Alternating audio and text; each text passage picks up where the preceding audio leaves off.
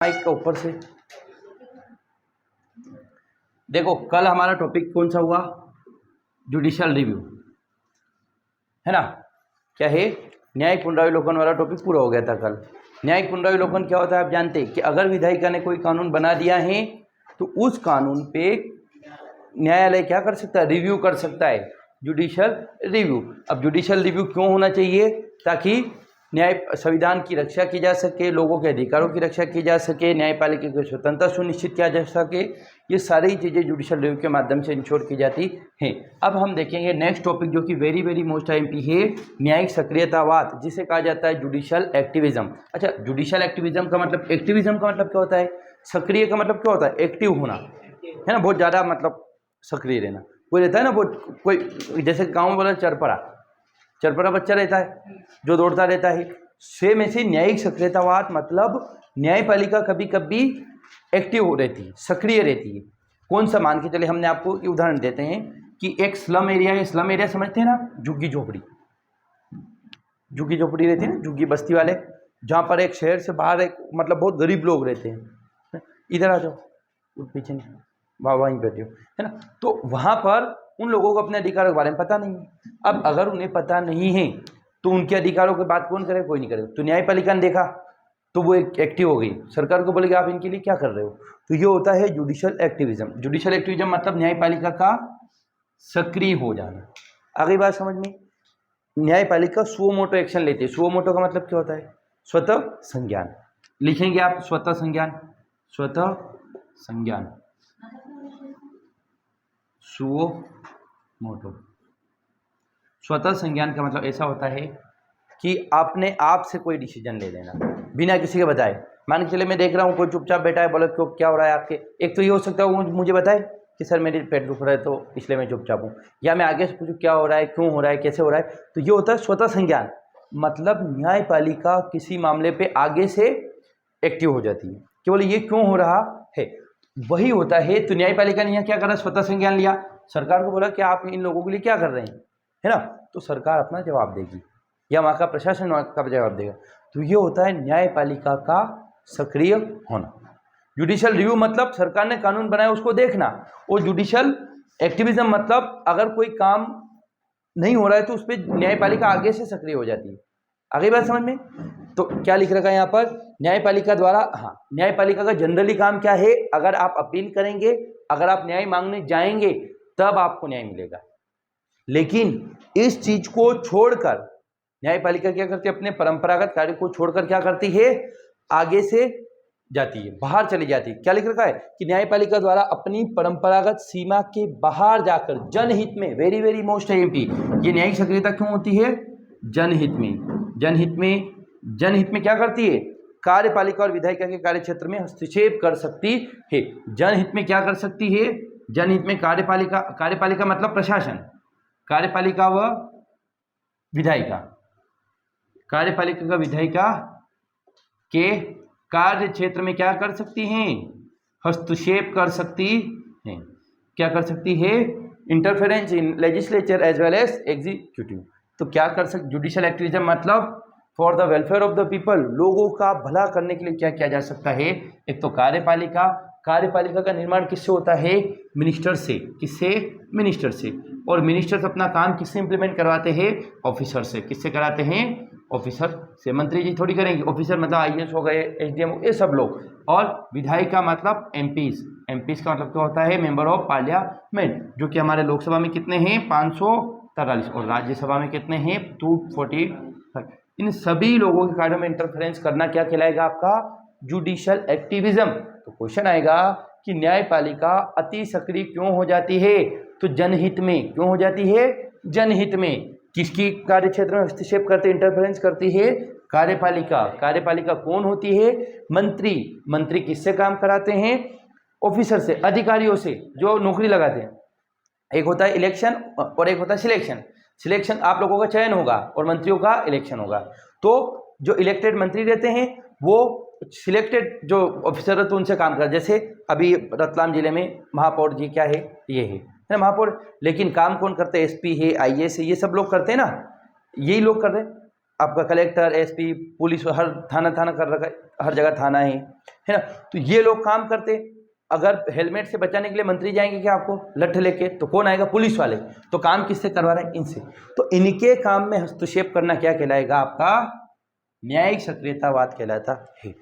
Question आप 2 number में अगर आया कि न्यायिक सक्रियतावाद से आप क्या समझते हैं कि वो do you mean by judicial activism, तो आप लिखेंगे कि अपने परंपरागत कार्य क्षेत्र से बाहर जाकर, क्या जो अपना ट्रेडिशनल जुरिस्डिक्शन है उससे बाहर जाकर क्या करेंगे? Interference in legislature and executive, अपने परंपरागत क्षेत्र से बाहर जाकर कार्यपालिका विधायिका के कार्य क्षेत्र में हस्तक्षेप करेगा, अगर जनहित में वो मुद्दा जरूरी हो तो ना, लोगों के वेलफेयर के लिए कोई मुद्दा जरूरी है तो क्या होगा? जुडिशरी एक्टिव हो जाएगी, है ना। और क्या है न्यायिक सक्रियता से? क्या होगा? न्यायपालिका के ये जो दोनों अंग है, देखो हमारे लोकतंत्र के कितने स्तंभ है आप जानते हो कि 3 4 है, लेकिन 3, विधायिका, कार्यपालिका और न्यायपालिका। तो कार्यपालिका तो और विधायिका, इन दोनों की अकाउंटेबिलिटी फिक्स करती है कौन? न्यायपालिका। हमने देखा न्यायपालिका का काम न्याय देना है और ये अपने शक्तियों का दुरुपयोग ना करे, इसलिए क्या होता है? Judicial activism. आपकी तबीयत ठीक हो गई तो फिर क्यों आए? रेस्ट ही कर लेना था। पंखा कम कर दो। जवाबदेहिता, अकाउंटेबिलिटी का मतलब होता है जवाबदेहिता, क्या आपको जवाब देना पड़ेगा, है ना। मान के चलिए क्लास नहीं आए, क्यों नहीं आए? बोले नहीं आए, हम कॉलेज गए थे, है ना। तो जवाब देना पड़ेगा आपको, क्यों गए, क्या गए, हमारे लिए क्या जरूरी है, ये चीज़ है ना। या आप 15 दिन से नहीं आ रहे, बोले क्यों नहीं आ रहे? बोले पेट दुख रहा है ना। तो ये जवाबदेहिता तय करना रहता है ना। कभी कभी सरकारी काम होता है वहाँ जवाबदेहिता जनरली नहीं रहती है, और जहाँ पर प्राइवेट होता है आप देखकर प्राइवेट कंपनी में 3 दिन में जवाब दूंगा, निकाल दे आपका, भगा दे वहाँ से। तो सरकारी कामों, इन विधायिका और कार्यपालिका के ऊपर जवाबदेहिता, ठीक, ये हो गया न्यायिक सक्रियता की परिभाषा, या अर्थ भी मान सकते हैं आप, है ना। तो क्वेश्चन क्या आएगा? न्यायिक सक्रियता से आप क्या समझते हैं? 2 मार्कर में अगर आया। अब इसके पक्ष में तर्क देखेंगे कि क्या न्यायिक सक्रियता होना चाहिए या नहीं होना चाहिए। आपको क्या लगता है? न्यायिक सक्रियता अच्छी बात है? बिल्कुल अच्छी बात है, अच्छी बात है। क्यों अच्छी बात है? क्योंकि लोगों का लोकतंत्र में विश्वास बढ़ेगा, लोगों को न्यायपालिका पे भरोसा होगा, लोगों के अधिकारों की रक्षा होगी, संविधान बचा रहेगा, और विधायिका और कार्यपालिका अपने शक्तियों का दुरुपयोग नहीं करेगी। ये सब है पक्ष में तर्क। इसके विपक्ष में भी तर्क देखेंगे, है ना। लोगों का भला होगा, ये सारी चीजें न्यायिक सक्रियता के पक्ष में। तो हम पहली चीज अगर देखें इसके पक्ष में तर्क, तर्क देखें पक्ष में,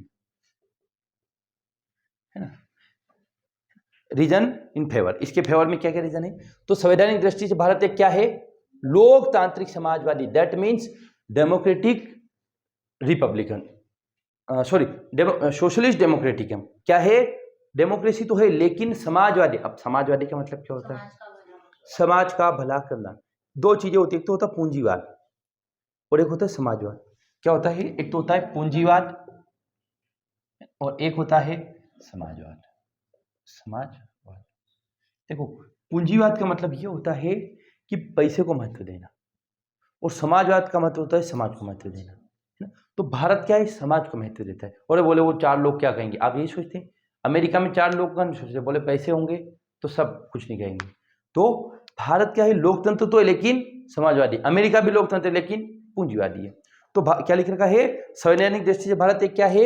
लोकतांत्रिक, समाजवादी और कल्याणकारी। Very very most MP. एक तो डेमोक्रेटिक सोशलिस्ट है, इंडिया क्या है?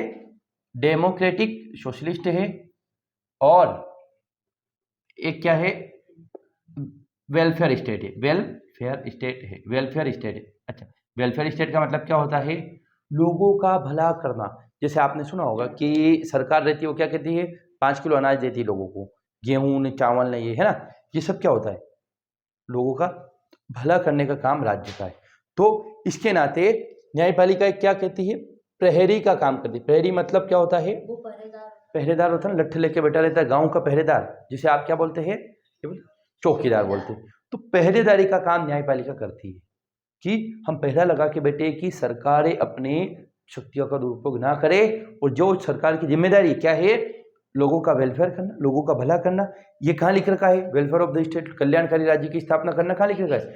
राज्य के नीति निर्देशक तत्वों का उद्देश्य है for the establishment of welfare state, लोकतांत्रिक राज्य की स्थापना करना। तो उसको इंश्योर करने के लिए न्यायपालिका क्या करती है? जुडिशियल एक्टिविज्म का कार्य करती है। आगे बात समझ में। तो पहला पॉइंट क्या देखें हम, तो पहले तो संवैधानिक दृष्टि से भारत क्या है उसको ये बता दिया, और इसमें हमने ये भी बताया कि न्यायपालिका क्या करती है, तो एक प्रहरी का काम करती है।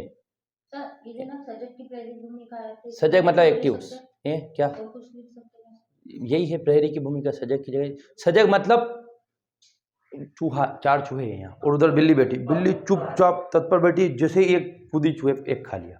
सजग, एक्टिवनेस वो, ठीक। या सजग नहीं रहते क्या बहुत सारे जो शिकार करने जाते हैं लोग, एक्टिव खोपड़ी पूरी चालू दिमाग है ना। अब अगला हम देखेंगे न्यायिक सक्रियता से क्या होता है पता है, लोगों के भला करने के लिए इसकी शुरुआत हुई थी। तो जुडिशियल एक्टिविज्म को क्यों किया था, जनहित के लिए शुरू किया था।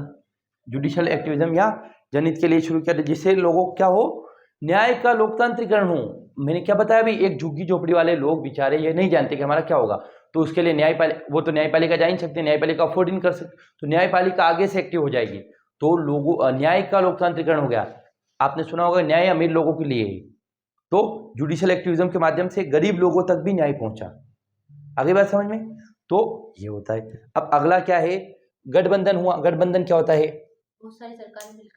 बहुत सारे पार्टियां मिलकर एक सरकार बनाती है ना, जैसे कि 2000 में 99 में इस समय रहता था ना, मोदी जी का आने के बाद तो बहुमत मिल रहा है। उससे पहले 2004 में, 2010-9 में क्या होता था, दूसरे पार्टियों से अलाइनमेंट, अभी भी खैर अलाइनमेंट नहीं कर रखा है, 240 सीटें हैं, दूसरे लोगों से मांग रखी है सीटें। तो अच्छा, अब ये गठबंधन चल रहा था, तो गठबंधन में सरकारें क्या रहती थी, काम वाम करती नहीं थी इतना, कल्याणकारी काम नहीं। अगर थोड़ा सा एक्शन ले लिया, जैसे मोदी जी ने 2019 में क्या करा, 370 लागू कर दिया है ना, यूनिफॉर्म सिविल कोड ले आए, नहीं लाए सॉरी, और ये कर दिया आपने, बहुत सारे काम, वो बिल ले आए। लेकिन वर्तमान में क्या हुआ, क्या सरकार ने कोई भी बड़ा डिसीजन लिया, बिल्कुल नहीं लिया। डिसीजन ले ही नहीं सकती बड़ा, क्यों, अगर ले ले तो एडीएम के है ना, या डीएम के, मुझे क्या बताया, ये एक पढ़ी इनकी ले जाओ, हाँ ये ले जाओ, हाँ वो पढ़ी ना चाबी तुम, वहाँ पढ़ी हो गया, हाँ डीएम के, द्रविड़ का, ये अपनी पार्टी है तमिलनाडु की यार, तमिल नहीं ये नहीं यार, अरे वहाँ की है तृणमूल कांग्रेस, मोदी जी क्यों सपोर्ट करेंगे, डीएम की पार्टी है, या इसका नाम मुझे याद, टीडीपी, तेलुगु देशम पार्टी, तेलंगाना की पार्टी, टीडीपी सपोर्ट करे केंद्र सरकार को, अगर बड़ा डिसीजन ले ले तो पार्टी अपना सपोर्ट खींच ले। तो इसलिए इस सरकार में अभी तक कोई भी बड़ा डिसीजन नहीं हुआ। नहीं तो मोदी जी इससे पहले कभी नीट का पेपर लीक हुआ, कभी इस्तीफा दिए नहीं दिए, लेकिन इस बार इस्तीफा दिए गए। क्यों, सरकार भी कमजोर है, लोगों ने आक्रोश भी है बहुत सारा, लोगों का अब बढ़ेगा आक्रोश, जब 1990 में बढ़ा था इसलिए। क्यों बढ़ेगा पता है आपको, शक्कर बढ़ गई, 70 रुपये किलो हो गई, 45 से 70 रुपये किलो हो गए शक्कर के भाव आज ही, है ना, 70 रुपये किलो हो गई, कितने से 40 नहीं 42 रुपये थी यार, 40-42। अब लो सोच लो आप, ये एक आम व्यक्ति के जेब पे फर्क पड़ेगा। जब 19 आप एक मूवी देखना, उसका नाम है गवर्नर, अभी आई है, आरबीआई के गवर्नर रहते हैं ना, जिसमें नोट पे साइन आता है, उनके बारे में, कि जब 1990 में हम क्राइसिस में थे, तो उस क्राइसिस में देश को कैसे निकाला, हमने सोना गिरवी रखा था, और सोना गिरवी रख के पैसा लाए थे, है ना, हाँ, एक तो स्विट्जरलैंड में और एक इंग्लैंड में हमने सोना गिरवी रख दिया। और ये आइडिया कैसा है पता है, इसलिए हम बोलते हैं आप रोज क्लास आओ। उनकी वाइफ थी, मतलब दोनों हस्बैंड वाइफ बात कर रहे, तो बोले बहुत प्रॉब्लम, तो उन्होंने मजाक करी, 2 रुपये निकाल के दे, बोले देखो ये मेरा गुल्लक है, इसमें कभी इमरजेंसी आए ना तो ये, तो बोले ये छोटी इमरजेंसी आए तो ये, फिर उन्होंने कि बड़ी इमरजेंसी आए तो क्या करोगी, कि बड़ी इमरजेंसी आए तो मेरे पास एक चीज़ पड़ी, तो फिर उन्होंने सोने का सिक्का निकाला, ठीक है। फिर उनके दिमाग में सोना पड़ा है देश में, तो कितना, इतना सोना पड़ा है कि आप कल्पना ही नहीं कर सकते, इतना सोना। तो फिर उन्होंने बोला क्यों ना हम अपना सोना गिरवी रख दें, ऐसे आइडिया है। तो एक छोटी सी बात भी अगर आपके दिमाग में हिट कर गई, वो जैसे मेरे ही बधाओं में मुझे सपना आ गया, मैंने तैयारी कर ली, मुझे सपना नहीं आता तो मैं क्या करता, कुछ नहीं करता, मैं घर पे पड़ा रहता। हाँ, मनमोहन सिंह वित्त मंत्री थी। तो आप हर एक घटना है ना आपके जीवन में कोई भी टर्निंग पॉइंट ला सकती, कोई भी टर्निंग पॉइंट। और समझदार मूर्ख दिमाग कम ज़्यादा एक ऐसा कुछ भी नहीं होता, गांठ बांध के रख लेना, जिस दिन से आप मेहनत करने लग गए आपका सिलेक्शन हो जाएगा किसी भी एग्जाम में।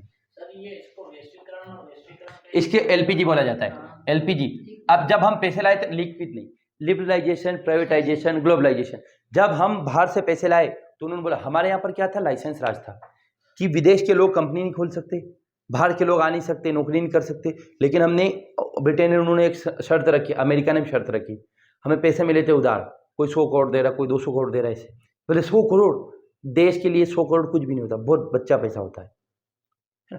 तो हम जब विदेश FRA, फॉरेन एक्सचेंज रिजर्व होता है हमारे यहाँ पर, वो खत्म हो गया था। तो उसके लिए उन्होंने क्या प्रयास किए, एक अध्यक्ष ने तो इस्तीफा दे दिया, गवर्नर ने इस्तीफा, फिर जो आए वो, तो आप ऐसे देखेंगे, रियल स्टोरी है, पैसे ही खत्म हो गए थे हमारे पास। तो कैसे चीज़ें सही करी ये सब।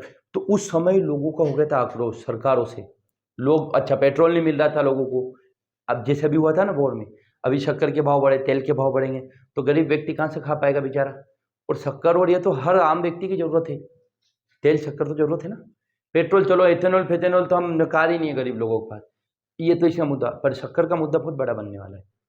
जब मैं बताऊं आपको, सरकार कांग्रेस की थी, अब कांग्रेस को ये बात सीखनी चाहिए, कांग्रेस की सरकार थी 2000 में, 2002, 3, 4 में, उस समय मध्य प्रदेश में गैस के भाव 20 रुपये बढ़ गए, गैस टंकी के।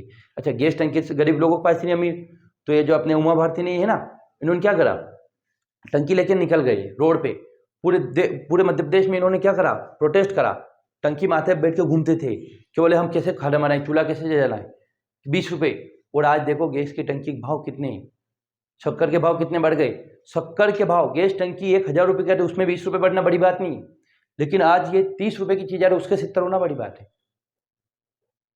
तो अगर कांग्रेस के पास अच्छा मुद्दा है करे तो ये लेके घूम क्या सकते हो, लोगों को अवेयर करे, पर संगठन नहीं, नेतागिरी करते, बड़ी बड़ी बातें नहीं ग्राउंड पे।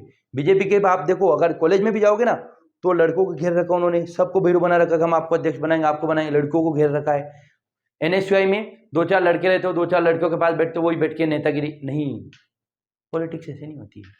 पॉलिटिक्स सीखना है तो आप DU में देखो, DU चुनाव देखो, JNU चुनाव देखो, यहाँ पता चलता है कि यार राजस्थान यूनिवर्सिटी चुनाव देखो, राजस्थान यूनिवर्सिटी में पॉलिटिक्स करी रविंद्र सिंह भाटी, आज विधायक है, क्या उम्र, 25 साल है जी, 25 साल में बन गए। एक तो या तो मैथिली ठाकुर बन जाओ जिसके 2-4 लाख फॉलोअर थे और अच्छे जानते थे, तो आपको डायरेक्ट टिकट मिले। नीलमल चौधरी अपने यार इंदौर में भी थे, कोई लड़का यार, वो इंदौर में भी थे कोई नेता, चौधरी तो है कोई, रवि चौधरी।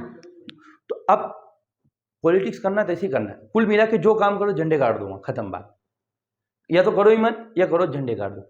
एक बात गांठ बांध लेना कि आप जहाँ हो उस क्षेत्र के टॉप पे रहने चाहिए आप, और उसके लिए कुछ ज़्यादा नहीं मेहनत करना, और मेहनत हवा में नहीं, धूल में लट्ठ नहीं चलाना, धूल में लट्ठ चलाने से कुछ नहीं, सही डायरेक्शन में। अगर आप नेतागिरी करो तो आपकी इतनी पकड़ होनी चाहिए, जहाँ जाओ वहाँ लोग भैया भैया बोले आपको, कुछ भी काम हो तो आप यार बोले यार वो है यार, वो याद नहीं आ रहा है, मतलब आपने कुछ नहीं उखाड़ा है। चलो ये ज्ञान की बात अलग हो गई। तो ये पक्ष में तर्क दूसरी जनहित के लिए जारी किया गया है ना। तो अब जनहित क्या है, न्यायपालिका बोल सकते, बोले शक्कर के भाव इतने क्यों बढ़ाए, क्या हुआ, ये हुआ है ना, ये सारी चीजें। तो इससे भी अच्छा, गठबंधन का दौर आया तो सत्ता को बचाने के लिए सरकारें क्या करती थी, कल्याणकारी काम नहीं कर पा रही थी, तो इसलिए न्यायपालिका को एक्टिव होना पड़ा। बोले भैया क्या कर रहे हो आप, क्या सरकारी बनाते रहोगे बार बार, लोगों का भला कब करोगे। तो फिर बोल्ड डिसीजन लेने लगे, और फिर न्याय का अर्थ केवल कानूनी न्याय बल्कि क्या होता है, हमारे संविधान की प्रस्तावना में 3 वर्ड लिख रखा है, सामाजिक, आर्थिक और राजनीतिक न्याय। जस्टिस इंश्योर करना, social, economic and political justice, हमारे यहाँ पर ये 3 चीजें लिख रखी हैं। तो हम न्याय का मतलब क्या समझते हैं, ऑर्डर, वो ऑर्डर नहीं। सामाजिक रूप से क्या लोग बराबर है, क्या इकोनॉमिकल रूप से ऐसा तो नहीं कि आधे गरीब ने आधे अमीर, क्या आर्थिक रूप से लोगों के पास बराबर है, राजनीतिक रूप से क्या महिलाओं की भागीदारी है, क्या जनजाति लोग आते हैं राजनीति में, क्या SC के लोग आते हैं, क्या OBC के लोग आते हैं, या राजनीति केवल कुछ ही लोग रहते हैं। तो ये सब न्याय इंश्योर करना भी किसका काम है, संविधान का या न्यायपालिका का। संविधान का व्याख्याता कौन है, न्यायपालिका, सुप्रीम कोर्ट, न्यायपालिका। तो क्या लिख रखा है कि न्याय का अर्थ केवल कानूनी न्याय नहीं है, बल्कि क्या है, सामाजिक, आर्थिक और राजनीतिक न्याय, जो कि हमारी किसमें दे रखा है, प्रस्तावना में भी दे रखा है। और इसलिए आवश्यक है कि क्या न्यायपालिका प्रत्येक व्यक्ति को उसकी आवश्यकता अनुसार न्याय उपलब्ध कराने की बात करे, या अगर नहीं है तो न्यायपालिका उपलब्ध करवाएं सरकारों को बोलकर। ये तीसरा पॉइंट ये पक्ष में कि न्यायपालिका अगर सक्रिय हो रही तो अच्छी बात है। और अगला क्या है, शासन के 3 अंग क्या है, कार्यपालिका, विधायिका और न्यायपालिका। ये क्या अपने दायित्वों का बोध कभी कभी विधायिका और कार्यपालिका को नहीं रहता है है ना। सरकार इतना काम नहीं कर पाती, न्यायपालिका तो करती रहती है। तो इसके लिए क्या है, अगर ये अपना काम नहीं करेंगे प्रॉपर रूप से, जैसे मान के चलो मैं टीचर हूँ, पढ़ा नहीं रहा हूँ, आप बच्चे हो पढ़ नहीं रहे हो, तो फिर चीज़ें चल नहीं पाएगी। चीज़ें चलाने के लिए मैं ईमानदारी से पढ़ाऊँ, आप ईमानदारी से पढ़ें। तो न्यायपालिका का काम न्याय देना है, तो वो ईमानदारी से न्याय दे। वो न्याय जरूरी नहीं जो लिख रखा वही आगे से आके भी न्याय दे। अच्छा तो वो होता है ना, मैंने एक चीज़ का बोला, आप 2 चीज़ याद करके आ गए, तभी आप सही होता है। तो न्यायपालिका भी क्या करती है, ऐसे आगे आकर काम करती है, जिससे लोकतंत्र बना रहता है। लोकतंत्र की जड़ें मजबूत होती है, लोगों को भरोसा होता है। आज बोल दो न्यायपालिका पर लोगों को भरोसा नहीं इतना, अरे बोले नहीं यार बहुत समय लगेगा, है ना, वो तारीख पे तारीख मिलेगी, ऐसा रहता है ना। ये हमने अभी आपको उदाहरण दिया था कि जबलपुर हाईकोर्ट ने एक महिला नेशनल पार्क में लकड़ी बीनने चली गई, तो उसको सजा दे दी 5 साल की। उसी जबलपुर हाईकोर्ट ने कुछ नहीं बोला जब अडानी जी जनजातियों के जंगल काट रहे हैं, है ना, कितने हजार बीघा के जंगल काट दिए। अभी ये छत्तीसगढ़ में आंदोलन चल रहा है, वो केन बेतवा परियोजना चल रही है, वहाँ कुछ नहीं हो रहा है। तो क्या ऐसा नहीं लगता न्यायपालिका अमीरों की, लोगों को ट्रस्ट नहीं है। ट्रस्ट गेन करने के लिए ऐसे काम करने पड़ेंगे।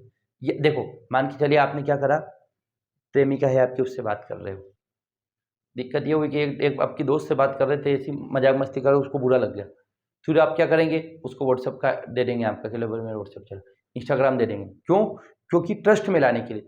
तो न्यायपालिका आगे से जाकर एक्शन ले रही है कि हमारा ट्रस्ट बने, लोगों को भरोसा हो। लेकिन क्या हो जाएगा, समय लगेगा। अगर न्यायपालिका ने अच्छे काम किए, कैसे होगा, जैसे आपने चीफ जस्टिस साहब ने क्या बोल दिया, अभी कॉकरोच बोल दिया लोग, अब अगला बोल दिया हमारे पास सुनवाई का अधिकार नहीं ना। उससे पहले बहुत सारी भी बातें बोली थी, और वो इतनी बात चली, ठीक। तो ये रहता है, तो न्यायपालिका अपना विश्वास जीतने के लिए भी सक्रिय रहती है। अगला क्या होता है, न्याय, ये जुडिशियल एक्टिव इसलिए होती है कि कभी कभी है ना, जो न्यायपालिका में फॉर्मेलिटी बहुत होती है, औपचारिकताएं बहुत होती है, उस औपचारिकता को बाईपास करने के लिए ये न्यायपालिका सक्रिय हो जाती है। इसके लिए न्यायपालिका सक्रिय का एक एग्जाम्पल आएगा PIL, पब्लिक इंटरेस्ट लिटिगेशन, है ना। तो कोई भी लोग क्या है, किसी भी के भी बिहाफ पर न्यायपालिका में जा सकते, जनहित याचिका, लोक जनहित याचिका, है ना। तो न्यायिक सक्रियता से वो निकल कर आए 1980 के दौर में, है ना, हम बताएंगे किसने कहाँ से आए। और न्यायिक सक्रियता के कारण न्यायपालिका ने कई निर्णयों द्वारा लोगों को त्वरित और औचित्यपूर्ण न्याय उपलब्ध कराए। जैसे कि दिल्ली में हो रहा था प्रदूषण, वहाँ है ना बहुत ज़्यादा पोल्यूशन होता है, आप जानते ही, दिल्ली में जब उस समय दिल्ली सरकार ने बोल दिया कि ये जो 10,000 यूनिट है ना, यूनिट मतलब होता है कंपनियां, इसको आप दिल्ली से बाहर करो। तो दिल्ली से बाहर का एक ये डिसीजन आया। दूसरा आया, दिल्ली में स्वच्छता के लिए दिल्ली नगर निगम के कई बार दिशा निर्देश दिए, और राजनीति में अपराधीकरण रोकने के लिए चुनाव निर्देश दिए कि राजनीति में क्रिमिनलाइजेशन नहीं होना चाहिए। इसके लिए बहुत सारी कमेटियां भी बनी, समय समय पर समितियां बने, NN वोरा समिति, है ना, ये सारी कमेटियां बनी थी, किसके लिए, ये राजनीति में अपराधीकरण रोक, दिनेश गोस्वामी समिति, हम बताएंगे, पॉलिटिक्स में समितियां बनी। और काले धन की जांच के लिए विशेष जांच गठन का आदेश दिया। कोयला आवंटन रद्द किया। कोयला आवंटन क्या होता है, जो खदानें रहती है ना, इसमें क्या रहती है, बॉन्ड मिलता है, क्या आप खुदाई कर सकते हैं, कंपनियों को बॉन्ड मिलता है, आप यहाँ पर खुदाई कर सकते हैं, तो वहाँ पर क्या है, पैसा ले लेते नेता लोग और ये जुगाड़ कर लेते, तो उसको रद्द करवाया न्यायपालिका ने। और उपरोक्त निर्णयों से क्या है, प्रशासनिक भ्रष्टाचार पर नियंत्रण लगा, लोगों को डर लगने लगे कि यार हमने कोई गलत काम कर दिया और अगर हम जांच के घेरे में आ गए तो हो सकता है हमारा दिक्कत हो जाए। और क्या होगा, कार्यपालिका पर अपने दायित्व का निर्वहन करने कुल मिला के जिम्मेदार बन गए कौन, विधायिका और कार्यपालिका। तो न्यायपालिका के न्याय सक्रिय होने के लिए पक्ष में तर्क क्या थे, क्या ये अच्छी बात है, हाँ बिल्कुल है।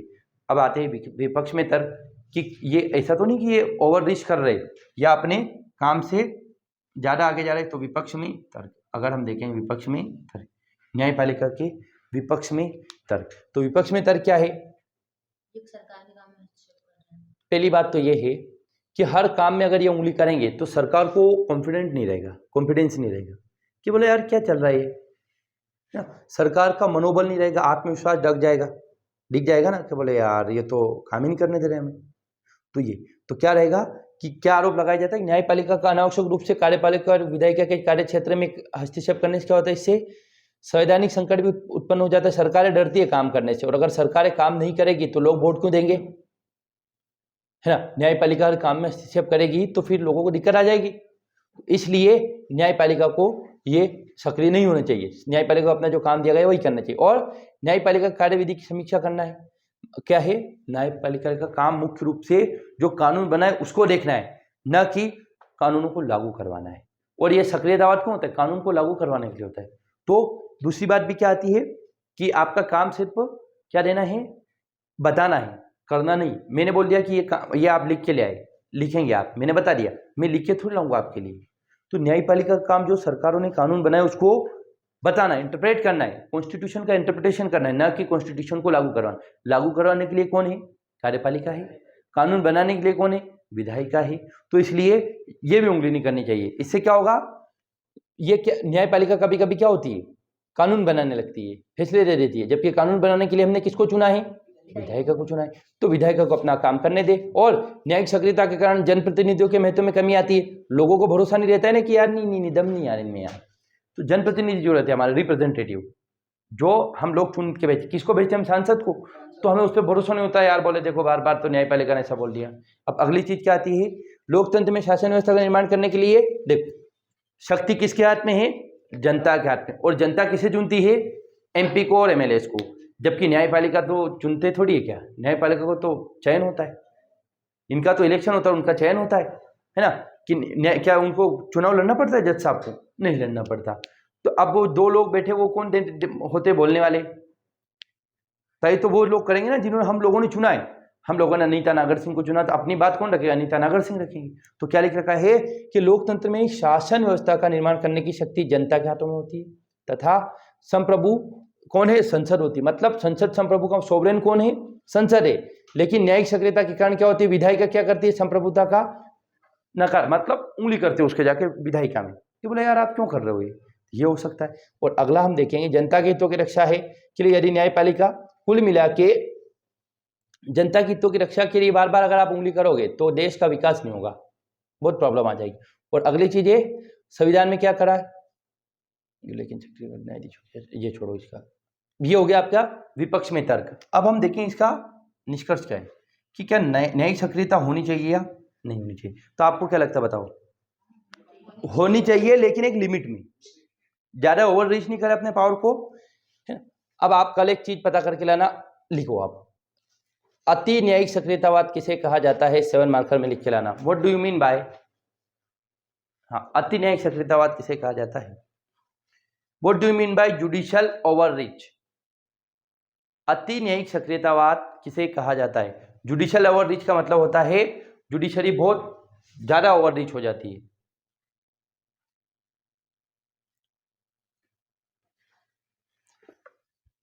तो हम देखेंगे निष्कर्ष। तो न्याय कार्यपालिका और विधायिका के तत्काल मंथन की आवश्यकता है, क्योंकि कहा गया कि कुल मिला के देखो न्यायपालिका इसलिए सक्रिय हो रही है क्योंकि कार्यपालिका और विधायिका अपना काम प्रॉपर नहीं कर रही है। तो उनको ये सोचने की आवश्यकता है कि क्या हमें तीसरे आदमी को बताने की आवश्यकता पड़ गई कि न्यायपालिका में आके बताएगा आप ये करो। तो विधायिका और कार्यपालिका थोड़ी सी सक्रिय हो जाए और अपना काम ईमानदारी से करे, ये हम निष्कर्ष देखेंगे ना।